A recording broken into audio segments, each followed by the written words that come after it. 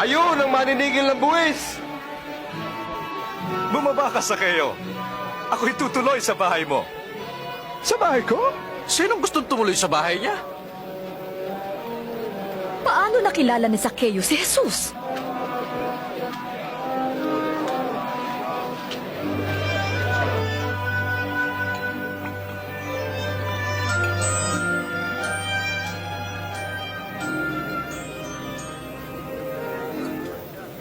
Sandali.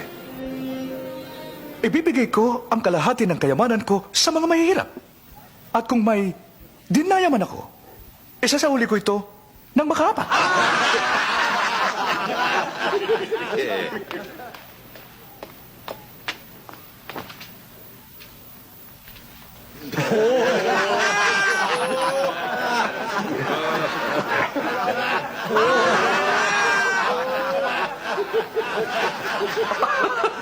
Katak-kataka. Isang maniningil na buwis nagsasauli ng kanyang nakolekta? Imposible.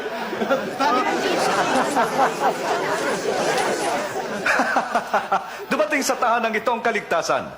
Pagkat ang taong ito ay lahi rin ni Abraham. Naparito ang anak ng tao upang iligtas ang nawala.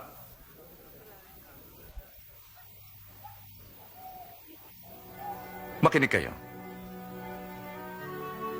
Pupunta tayo sa Jerusalem. Matutupad ang lahat ng isinulat tungkol sa anak ng tao.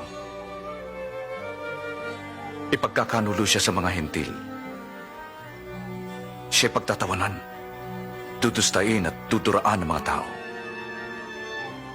Hahagupitin siya at papatayin. Ngunit sa ikatlong araw, siya'y mabubuhay.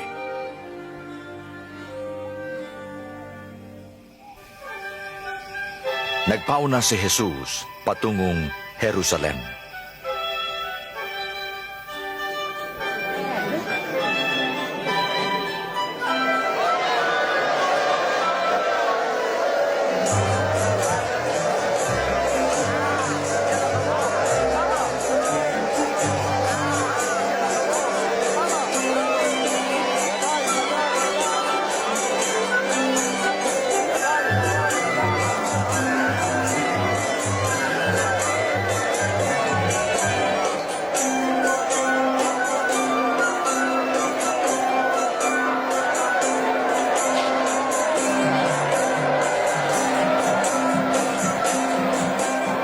Guro, patahimikin mo ang iyong mga tagasunod. Sinasabi ko sa inyo, kung di sila iimik, ang mga bato mismo ang sisigaw. Kapayapaan! Karangalan! Kalusugan!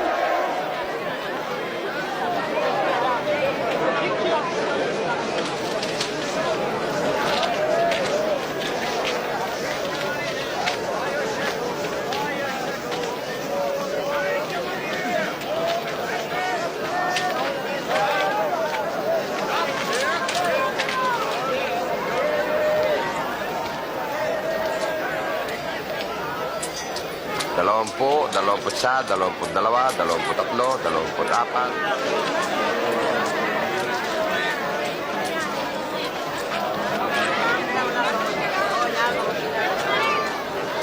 Apat, 35, 36.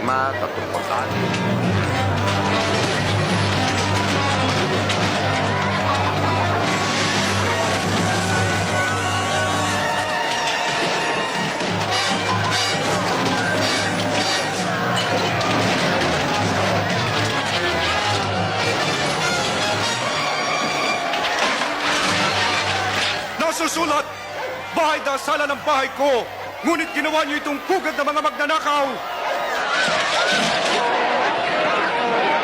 Tutungin siya sa aking mga hayop! Pigilin siya!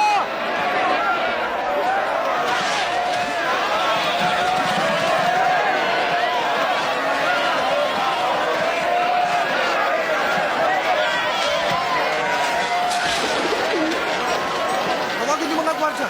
Mga gwardya!